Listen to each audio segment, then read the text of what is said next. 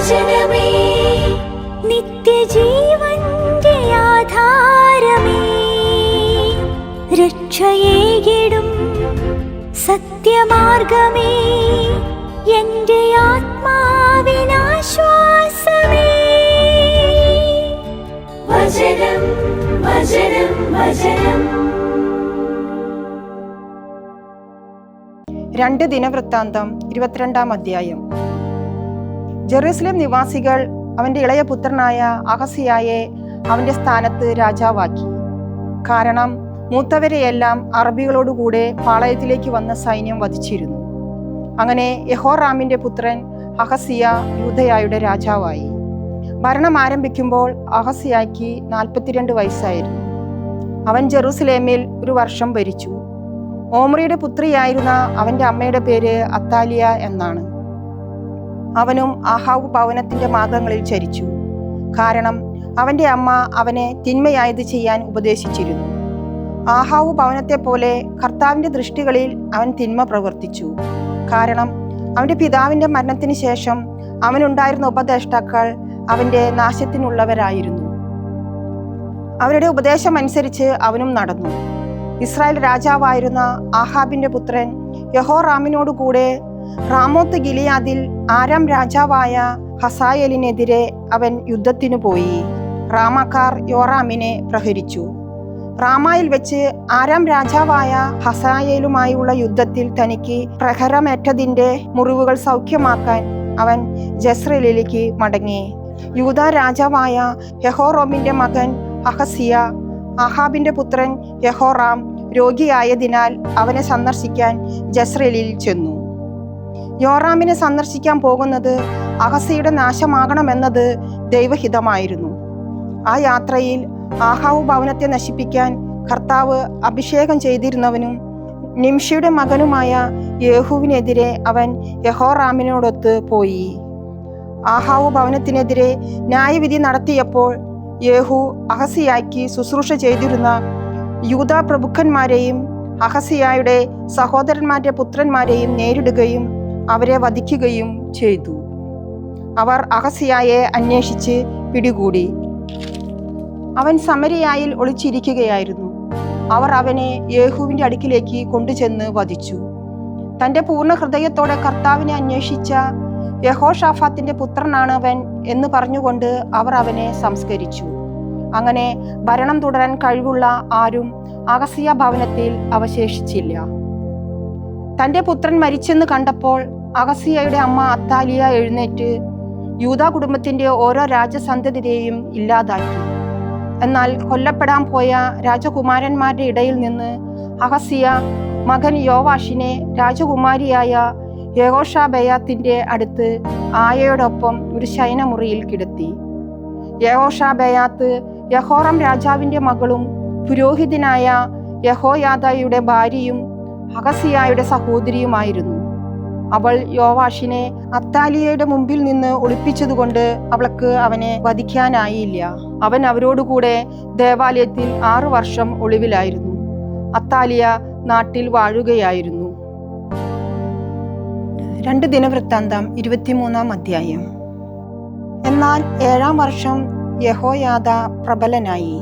അവൻ ശതാധിപന്മാരായ ജെറോഹാമിന്റെ പുത്രൻ അസറിയ, യഹോഹാനാനിന്റെ പുത്രൻ ഇസ്മായേൽ, ഒബാദിന്റെ പുത്രൻ അസറിയ, അദായായുടെ പുത്രൻ മാസയ, സിക്രിയുടെ പുത്രൻ എലിഷാഫാത്ത് എന്നിവരുമായി ഒരു ഉടമ്പടിയിൽ ഏർപ്പെട്ടു.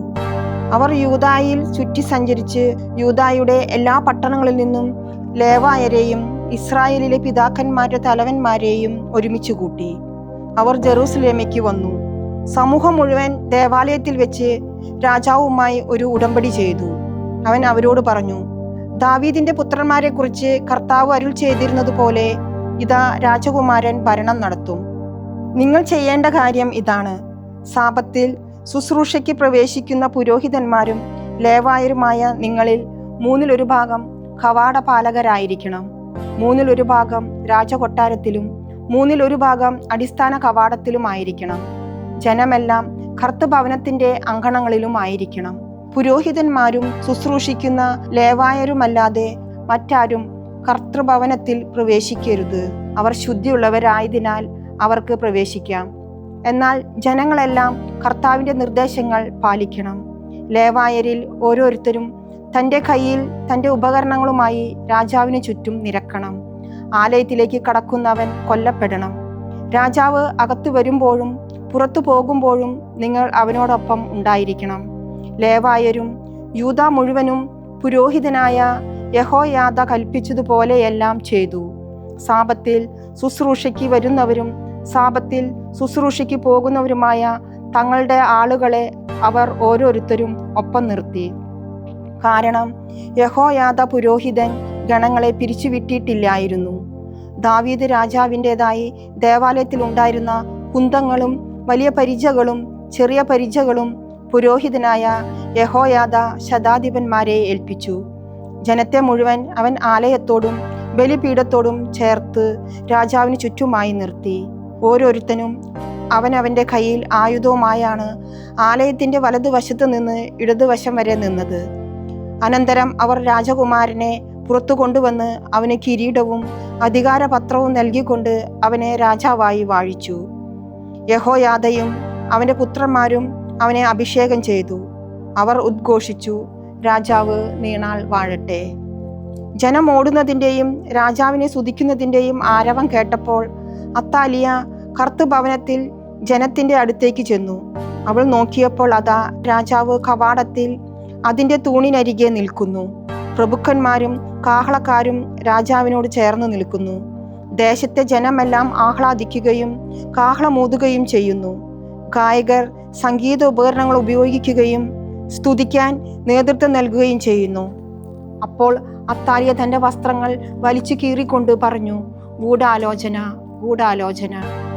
അപ്പോൾ പുരോഹിതനായ യഹോയാദ സൈന്യത്തിൻ്റെ ഉത്തരവാദിത്വം ഉണ്ടായിരുന്നവരായ ശതാധിപന്മാരെ പുറത്തു കൊണ്ടുവന്ന് അവരോട് പറഞ്ഞു, സൈന്യവ്യൂഹത്തിലൂടെ അവളെ പുറത്തു കൊണ്ടുവരുവിൻ. അവളുടെ പിന്നാലെ വരുന്നവൻ വാളാൽ വധിക്കപ്പെടണം.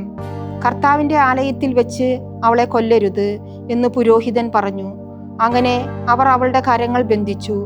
അവൾ രാജകൊട്ടാരത്തിൻ്റെ അശ്വപ്രവേശന മാർഗത്തിലെത്തിയപ്പോൾ അവിടെ വെച്ച് അവർ അവളെ വധിച്ചു. തങ്ങൾ കർത്താവിന് ജനമായിരിക്കുമെന്ന് താനും ജനം മുഴുവനും രാജാവും തമ്മിൽ യഹോയാദ ഒരു ഉടമ്പടി ഉണ്ടാക്കി. പിന്നെ ജനമെല്ലാം ബാലിൻ്റെ ഭവനത്തിലെത്തി അത് അടിച്ചു തകർത്തു. അവൻ്റെ ബലിപീഠങ്ങളും അവൻ്റെ വിഗ്രഹങ്ങളും അവർ അടിച്ചുടച്ചു. അവർ ബാലിൻ്റെ പുരോഹിതനായ മത്താനെ ബലിപീഠങ്ങൾക്ക് മുമ്പിൽ വെച്ച് വധിച്ചു. യഹോയാദ ലേവായ പുരോഹിതന്മാർ മുഖേന കർത്തൃഭവനത്തിൻ്റെ ചുമതലക്കാരെ നിയോഗിച്ചു. മോശയുടെ നിയമത്തിൽ എഴുതിയിരിക്കുന്നതനുസരിച്ച് ദാവീദിൻ്റെ തന്നെ നിർദ്ദേശപ്രകാരവും കർത്തൃഭവനത്തിൽ സന്തോഷത്തോടും ഗാനാലാപനത്തോടും കൂടെ കർത്താവിന് ഹോമയാഗങ്ങൾ അർപ്പിക്കാൻ ദാവീദ് ആ ലേവായ പുരോഹിതന്മാരെ നിയമിച്ചിരുന്നു. ഏതെങ്കിലും കാര്യത്തിൽ അശുദ്ധിയുള്ള ആരും അകത്ത് കടക്കാതിരിക്കാൻ കർത്തൃഭവനത്തിൻ്റെ കവാടങ്ങളിൽ യഹോയാദ കാവൽക്കാരെ നിയമിച്ചു. അവൻ ശതാധിപന്മാരെയും പ്രമാണിമാരെയും ജനങ്ങളുടെ അധികാരികളെയും ദേശത്തെ ജനം മുഴുവനെയും ഒരുമിച്ചു കൂട്ടി. അവൻ രാജാവിനെ കർത്തൃഭവനത്തിൽ നിന്ന് ഇറക്കിക്കൊണ്ടുവന്നു. അവർ രാജാവിനെ മുകളിലത്തെ കവാടം വഴി കൊട്ടാരത്തിലേക്ക് കൊണ്ടുവന്ന് രാജകീയ സിംഹാസനത്തിൽ ഇരുത്തി. ദേശത്തെ ജനമെല്ലാം ആഹ്ലാദത്തിലായിരുന്നു. നഗരം ശാന്തവുമായിരുന്നു. അത്താലിയ വാളിനിരയാക്കപ്പെട്ടിരുന്നുവല്ലോ. 2 ദിനവൃത്താന്തം 24-ാം അധ്യായം. തൻ്റെ ഭരണം ആരംഭിക്കുമ്പോൾ യോവാഷിന് 7 വയസ്സായിരുന്നു. അവർ ജെറൂസലേമിൽ 40 വർഷം ഭരിച്ചു. ബേർഷബയിൽ നിന്നുള്ള അവൻ്റെ അമ്മയുടെ പേര് സിബിയ എന്നായിരുന്നു. പുരോഹിതനായ യഹോയാദയുടെ കാലമൊക്കെയും യോവാഷ് കർത്താവിൻ്റെ ദൃഷ്ടികളിൽ ശരിയായത് പ്രവർത്തിച്ചു. യഹോയാദ 2 സ്ത്രീകളെ അവനു വേണ്ടി കൊണ്ടുവന്നു. അവർ പുത്രന്മാരെയും പുത്രിമാരെയും ജനിപ്പിച്ചു. അനന്തരം കർത്താവിൻ്റെ ആലയം നവീകരിക്കാനുള്ള ആഗ്രഹം യോവാഷിൻ്റെ മനസ്സിലുണ്ടായി. അവൻ പുരോഹിതന്മാരെയും ലേവായരെയും വിളിച്ചുകൂട്ടി അവരോട് പറഞ്ഞു, യൂദാ നഗരങ്ങളിലേക്ക് പോകുവിൻ. നിങ്ങളുടെ ദൈവത്തിൻ്റെ ആലയം വർഷാവർഷം ബലപ്പെടുത്തുന്നതിന് ആവശ്യമായ പണം എല്ലാ ഇസ്രായേൽക്കാരിലും നിന്ന് സ്വരൂപിക്കുവിൻ. ഇക്കാര്യം നിങ്ങൾ തിടുക്കത്തിൽ ചെയ്യുവിൻ. എന്നാൽ ലേവായർ അത്ര തിടുക്കം കാണിച്ചില്ല. അതിനാൽ രാജാവ് നേതാവായ യഹോയാദയെ വിളിച്ച് അവനോട് പറഞ്ഞു, സാക്ഷ്യ കൂടാരത്തിനു വേണ്ടി കർത്തൃദാസനായ മോശയുടെയും ഇസ്രായേൽ സമൂഹത്തിൻ്റെയും നികുതി യൂദയായിൽ നിന്നും ജെറൂസലേമിൽ നിന്നും കൊണ്ടുവരുന്നതിന് നീ ലേവായരോട് ആവശ്യപ്പെടാതിരുന്നത് എന്തുകൊണ്ട്?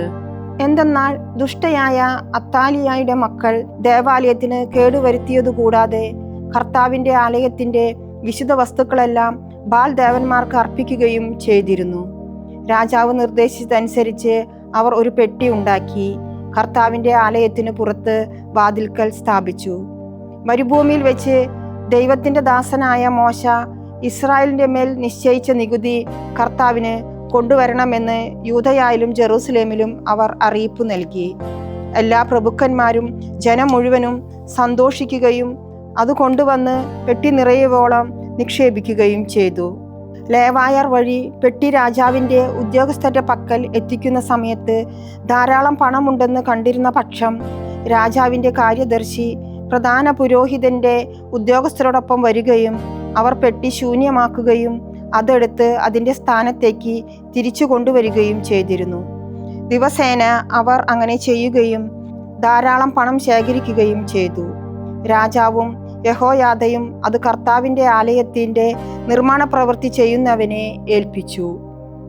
അവർ കർത്താവിൻ്റെ ആലയം പുനരുദ്ധരിക്കാൻ കൽപ്പണിക്കാരെയും മരപ്പണിക്കാരെയും കൂടാതെ കർത്താവിൻ്റെ ആലയം ശക്തിപ്പെടുത്തുന്നതിനുള്ള ഇരുമ്പ് പണിക്കാരെയും ചെമ്പ് പണിക്കാരെയും കൂലിക്കാരായി എടുത്തു. അങ്ങനെ നിർമ്മാണ പ്രവർത്തകർ ജോലി ചെയ്തു. അവർ മുഖേന പുനരുദ്ധാരണ ജോലി പുരോഗമിച്ചു. അങ്ങനെ അവർ ദേവാലയം അതിൻ്റെ തോതനുസരിച്ച് കെട്ടിപ്പൊക്കുകയും അതിനെ ബലപ്പെടുത്തുകയും ചെയ്തു. അവർ അവ പൂർത്തിയാക്കിയപ്പോൾ ബാക്കി വന്ന പണം രാജാവിൻ്റെയും യഹോയാദയുടെയും പക്കൽ കൊണ്ടുവന്നു. അവർ അതുകൊണ്ട് കർത്താവിൻ്റെ ആലയത്തിലെ ഉപകരണങ്ങൾ, അതായത് ശുശ്രൂഷയുടെയും ഹോമയാഗത്തിൻ്റെയും ഉപകരണങ്ങൾ, താലങ്ങൾ, പൊന്നിൻ്റെയും വെള്ളിയുടെയും പാത്രങ്ങൾ എന്നിവ ഉണ്ടാക്കി. യഹോയാദയുടെ നാളുകളിലെല്ലാം കർത്താവിൻ്റെ ആലയത്തിൽ ഹോമയാഗങ്ങൾ നിരന്തരം അർപ്പിച്ചു പോന്നു. യഹോയാദ വൃദ്ധനായി ദിനങ്ങൾ തികഞ്ഞ് മരിച്ചു. മരിക്കുമ്പോൾ അവന് 130 വയസ്സായിരുന്നു. അവൻ ദൈവത്തെയും അവിടുത്തെ ആലയത്തെ പ്രതി ഇസ്രായേലിൽ നന്മ ചെയ്തതിനാൽ അവർ അവനെ ദാവീദിന്റെ നഗരത്തിൽ രാജാക്കന്മാരോടൊപ്പം സംസ്കരിച്ചു. യഹോയാദയുടെ മരണത്തിന് ശേഷം യൂദ പ്രഭുക്കന്മാർ വന്ന് രാജാവിനെ വണങ്ങി. അപ്പോൾ രാജാവ് അവരെ ശ്രവിച്ചു. തങ്ങളുടെ പിതാക്കന്മാരുടെ ദൈവമായ കർത്താവിൻ്റെ ആലയം ഉപേക്ഷിച്ച് അവർ അശേരാകളെയും വിഗ്രഹങ്ങളെയും സേവിച്ചു. അവരുടെ ഈ അകൃത്യം യൂദായുടെയും ജെറൂസലേമിൻ്റെ മേൽ ക്രോധം ഉളവാക്കി. അവരെ തന്നിലേക്ക് തിരികെ കൊണ്ടുവരാനും അവർക്കെതിരെ സാക്ഷ്യം നൽകാനും കർത്താവ് അവരുടെ ഇടയിലേക്ക് പ്രവാചകന്മാരെ അയച്ചു. എന്നാൽ അവർ അവരെ ചെവിക്കൊണ്ടില്ല. അപ്പോൾ പുരോഹിതനായ യഹോയാദയുടെ പുത്രൻ സക്രിയായെ ദൈവാരൂപി ആവരണം ചെയ്തു. അവൻ ജനത്തിന് അഭിമുഖമായി നിന്ന് അവരോട് പറഞ്ഞു, ദൈവം ഇങ്ങനെ അരുൾ ചെയ്യുന്നു, നിങ്ങൾക്ക് അഭിവൃദ്ധി ഉണ്ടാകാതിരിക്കത്തക്ക വിധം എന്തുകൊണ്ടാണ് നിങ്ങൾ കർത്താവിൻ്റെ കൽപ്പനകൾ മറികടക്കുന്നത്? നിങ്ങൾ കർത്താവിനെ ഉപേക്ഷിച്ചതിനാൽ അവിടുന്ന് നിങ്ങളെയും ഉപേക്ഷിച്ചിരിക്കുന്നു. എന്നാൽ അവർ അവനെതിരെ ഗൂഢാലോചന നടത്തുകയും ദേവാലയ അങ്കണത്തിൽ വെച്ച് രാജകൽപ്പന പ്രകാരം അവനെ കല്ലെറിയുകയും ചെയ്തു. അവൻ്റെ പിതാവ് യഹോയാദ തന്നോട് കാരുണ്യം കാണിച്ചത് യോവാഷ് രാജാവ് ഓർത്തില്ല. അവൻ്റെ പുത്രനെ അവൻ വധിച്ചു. മരിക്കുമ്പോൾ അവൻ പറഞ്ഞു, കർത്താവ് ഇത് കാണുകയും പ്രതികാരം ചെയ്യുകയും ചെയ്യട്ടെ.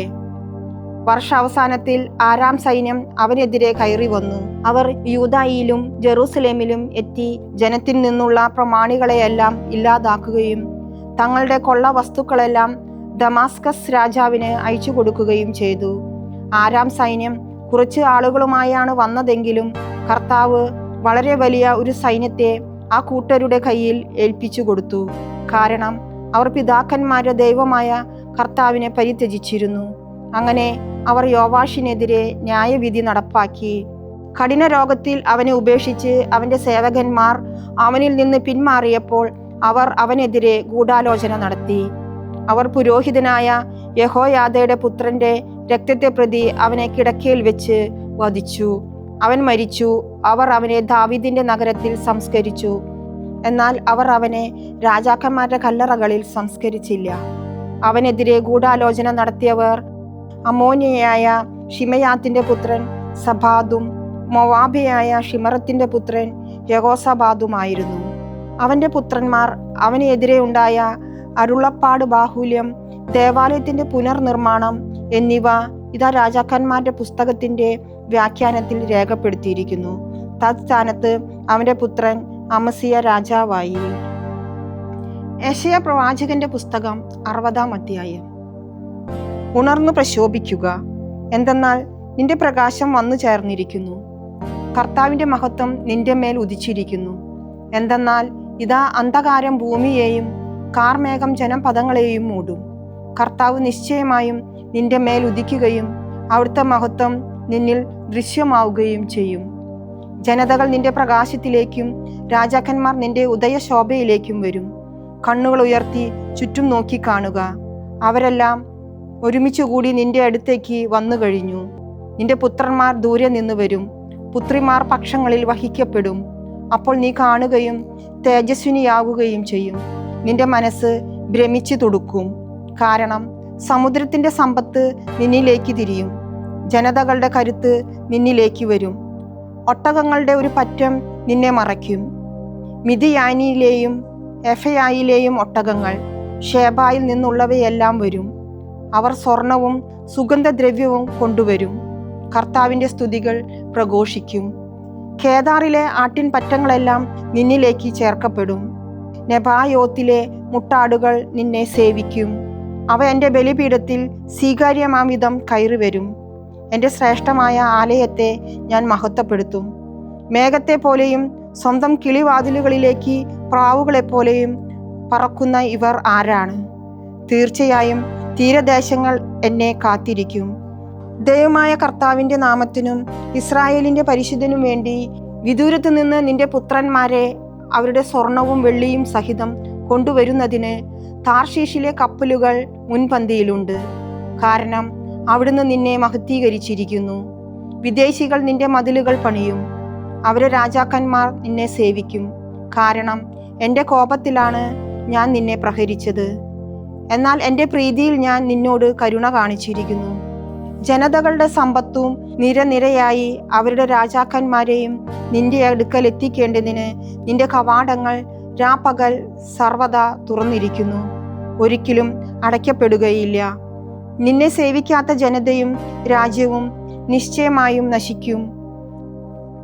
ആ ജനതകൾ പൂർണ്ണമായി തകർന്നു പോകും. എൻ്റെ വിശുദ്ധ സ്ഥലം അലങ്കരിക്കാൻ ലെബനോനിൻ്റെ മഹത്തമായ സരളവൃക്ഷവും പുന്നയും ദേവദാരുവും ഒന്നിച്ച് നിന്നരുകിലെത്തും. എൻ്റെ പാദസ്ഥാനം ഞാൻ മഹത്വപൂർണമാക്കും. നിന്നെ പീഡിപ്പിച്ചവരുടെ മക്കൾ നിന്നെ വണങ്ങാനായി നിന്റെ അടുക്കൽ വരും. നിന്നെ നിന്ദിച്ചവരെല്ലാം നിന്റെ കാൽപാദങ്ങളിൽ പ്രണമിക്കും. കർത്താവിൻ്റെ നഗരം, ഇസ്രായേലിൻ്റെ പരിശുദ്ധനായവൻ്റെ സിയോൻ എന്ന് അവർ നിന്നെ വിളിക്കും. ആരും കടന്നു പോകാത്ത വിധം പരിത്യക്തയും വെറുക്കപ്പെട്ടവളുമായിരുന്നതിനു പകരം ഞാൻ നിന്നെ നിത്യമാഹാത്മ്യവും തലമുറകളുടെ ആനന്ദവുമാക്കും. നീ ജനതകളുടെ പാലു കുടിക്കും, രാജാക്കന്മാരുടെ ഐശ്വര്യം നുകരും. കർത്താവായ ഞാനാണ് നിന്റെ രക്ഷകനെന്നും യാക്കോബിന്റെ ശക്തനായവനാണ് നിന്റെ വിമോചകനെന്ന് നീ അറിയും. ഓടിനു പകരം സ്വർണം ഞാൻ കൊണ്ടുവരും, ഇരുമ്പിന് പകരം വെള്ളിയും, തടിക്കു പകരം ഓടും, കല്ലുകൾക്ക് പകരം ഇരുമ്പും ഞാൻ കൊണ്ടുവരും. ഞാൻ സമാധാനത്തെ നിന്റെ മേൽനോട്ടക്കാരിയും നീതിയെ നിന്റെ അധിപതികളുമാക്കും. അക്രമത്തെപ്പറ്റി നിന്റെ ദേശത്തും ക്രൂരതയെയും തകർച്ചയെയും പറ്റി നിന്റെ അതിർത്തികൾക്കുള്ളിലും ഇനി കേൾക്കപ്പെടുകയില്ല. നിന്റെ മതിലുകളെ രക്ഷയെന്നും കവാടങ്ങളെ സ്തുതിയെന്നും നീ വിളിക്കും. ഇനി സൂര്യനായിരിക്കുകയില്ല പകൽ നിനക്ക് പ്രകാശമായിരിക്കുന്നത്, നിനക്ക് വെളിച്ചത്തിനായി ചന്ദ്രനായിരിക്കുകയില്ല പ്രശോഭിക്കുന്നത്. കർത്താവായിരിക്കും നിന്റെ നിത്യപ്രകാശം, നിന്റെ ദൈവം നിന്റെ മഹത്വവും. നിന്റെ സൂര്യൻ മേലിൽ അസ്തമിക്കുകയില്ല, നിന്റെ ചന്ദ്രൻ മറയുകയുമില്ല. കാരണം കർത്താവ് നിന്റെ നിത്യപ്രകാശമായിരിക്കും. നിന്റെ വിലാപദിനങ്ങൾ അവസാനിക്കും. നിന്റെ ജനമാകട്ടെ, അവരെല്ലാം നീതിമാന്മാരാകും. ഞാൻ നട്ട മുളയും എൻ്റെ കരവേലയുമായ അവർ ഞാൻ മഹത്വപ്പെടേണ്ടതിനായി ദേശം എന്നേക്കുമായി അവകാശമാക്കും. ഏറ്റവും നിസ്സാരനായവൻ ഒരു വശവും ഏറ്റവും ചെറിയവൻ ശക്തിയുള്ള ജനതയുമാകും. യഥാകാലം ഞാനിത് ത്വരിതമാക്കും. ഞാനാണ് കർത്താവ്. അപ്പോസ്തലന്മാരുടെ പ്രവർത്തനങ്ങൾ 9-ാം അധ്യായം 1 മുതൽ 19 വരെയുള്ള തിരുവചനങ്ങൾ. സാവൂൾ അപ്പോഴും കർത്താവിന്റെ ശിഷ്യർക്കെതിരെ ഭീഷണിയും വധവും നിശ്വസിച്ചുകൊണ്ടിരുന്നു. അവൻ പ്രധാന പുരോഹിതനെ സമീപിച്ച് മാർഗം സ്വീകരിച്ച സ്ത്രീ പുരുഷന്മാരിൽ ആരെ കണ്ടാലും അവരെ ബന്ധനസ്ഥരാക്കി ജെറുസലേമിലേക്ക് കൊണ്ടുവരാൻ ദമാസ്കസിലെ സിനഗോഗുകളിലേക്കുള്ള കത്തുകൾ ആവശ്യപ്പെട്ടു. അവൻ യാത്ര ചെയ്ത് ദമാസ്കസിനെ സമീപിച്ചപ്പോൾ പെട്ടെന്ന് ആകാശത്ത് നിന്ന് ഒരു തേജസ് അവന്റെ മേൽ പ്രകാശിച്ചു. അവൻ നിലം പതിച്ചു. ഒരു സ്വരം തന്നോട് ഇങ്ങനെ ചോദിക്കുന്നത് കേട്ടു, സാവൂൾ സാവൂൾ, നീ എന്തിന് എന്നെ പീഡിപ്പിക്കുന്നു? അവൻ ചോദിച്ചു, പ്രഭോ, നീ ആരാണ്? അപ്പോൾ മറുപടി ഉണ്ടായി, നീ പീഡിപ്പിക്കുന്ന യേശുവാണ് ഞാൻ. എഴുന്നേറ്റ് നഗരത്തിലേക്ക് പോകുക. നീ എന്താണ് ചെയ്യേണ്ടതെന്ന് അവിടെ വെച്ച് നിന്നോട് പറയപ്പെടും. അവനോടൊപ്പം യാത്ര ചെയ്തിരുന്നവർ സ്വരം കേട്ടെങ്കിലും ആരെയും കാണായികയാൽ മിണ്ടാനാകാതെ നിന്നുപോയി. സാവൂൾ നിലത്തു നിന്ന് എഴുന്നേറ്റു. കണ്ണുകൾ തുറന്നിരുന്നിട്ടും ഒന്നും കണ്ടില്ല. അവർ അവനെ കൈപിടിച്ച് ദമാസ്കസിലേക്ക് കൊണ്ടുപോയി. 3 ദിവസം അവന് കാഴ്ചയില്ലായിരുന്നു. അവൻ ഭക്ഷിക്കുകയോ പാനം ചെയ്യുകയോ ചെയ്തില്ല. അനനിയാസ് എന്നു പേരുള്ള ഒരു ശിഷ്യൻ ദമാസ്കസിലുണ്ടായിരുന്നു. ദർശനത്തിൽ കർത്താവ് അവനെ വിളിച്ചു. അനനിയാസ്, അവൻ പറഞ്ഞു, കർത്താവേ, ഇതാ ഞാൻ. കർത്താവ് അവനോട് പറഞ്ഞു, നീ എഴുന്നേറ്റ് ഋജുവീഥി എന്ന് വിളിക്കപ്പെടുന്ന തെരുവിൽ ചെന്ന് യൂദാസിന്റെ ഭവനത്തിൽ താർസോസുകാരനായ സാവൂളിനെ അന്വേഷിക്കുക. അവൻ ഇതാ പ്രാർത്ഥിച്ചുകൊണ്ടിരിക്കുകയാണ്. അനനിയാസ് എന്നൊരാൾ വന്ന് തനിക്ക് വീണ്ടും കാഴ്ചയുണ്ടാകാൻ കൈകൾ വെക്കുന്നതായി അവന് ദർശനമുണ്ടായി. അനനിയാസ് പറഞ്ഞു, കർത്താവേ, നിന്റെ വിശുദ്ധർക്കെതിരായി ജെറൂസലേമിൽ എത്രയോ തിന്മകൾ പ്രവർത്തിച്ചിട്ടുണ്ടെന്ന് വളരെ പേരിൽ നിന്ന് ഈ മനുഷ്യനെപ്പറ്റി ഞാൻ കേട്ടിട്ടുണ്ട്. ഇവിടെയും നിന്റെ നാമം വിളിച്ചപേക്ഷിക്കുന്ന സകലരെയും ബന്ധനസ്ഥനാക്കുന്നതിനുള്ള അധികാരം പുരോഹിത പ്രമുഖന്മാരിൽ നിന്ന് ഇവന് കിട്ടിയിരിക്കുന്നു. കർത്താവ് അവനോട് പറഞ്ഞു, നീ പോകുക. ജനതകളുടെയും രാജാക്കന്മാരുടെയും ഇസ്രായേൽ മക്കളുടെയും മുമ്പിൽ എൻ്റെ നാമം വഹിക്കാൻ തിരഞ്ഞെടുക്കപ്പെട്ട ഉപകരണമാണ് അവൻ.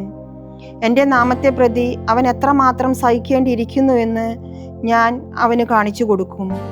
അനനിയാസ് ചെന്ന് ആ ഭവനത്തിൽ പ്രവേശിച്ച് അവൻ്റെ മേൽ കൈകൾ വെച്ചുകൊണ്ട് പറഞ്ഞു, സഹോദരനായ സാവൂൾ, നീ വന്ന വഴിയിൽ നിനക്ക് പ്രത്യക്ഷപ്പെട്ട കർത്താവായ യേശു നിനക്ക് വീണ്ടും കാഴ്ചയുണ്ടാകാനും പരിശുദ്ധാത്മാവിനാൽ നിറയാനും വേണ്ടി എന്നെ അയച്ചിരിക്കുന്നു. ഉടനെ അവൻ്റെ കണ്ണുകളിൽ നിന്ന് ചെതമ്പൽ പോലുള്ള എന്തോ വീണു. അവന് വീണ്ടും കാഴ്ചയുണ്ടായി. അവൻ എഴുന്നേറ്റ് സ്നാനം സ്വീകരിച്ചു. അവൻ ഭക്ഷണം കഴിച്ച് ശക്തിപ്പെട്ടു. കുറെ നാൾ ദമാസ്കസിലെ ശിഷ്യന്മാരോടൊത്ത് താമസിച്ചു. ദൈവവചനമേ, നിത്യജീവന്റെ ആധാരമേ, രക്ഷയേകിടും സത്യമാർഗമേ, എൻ്റെ ആത്മാവിനാശ്വാസം.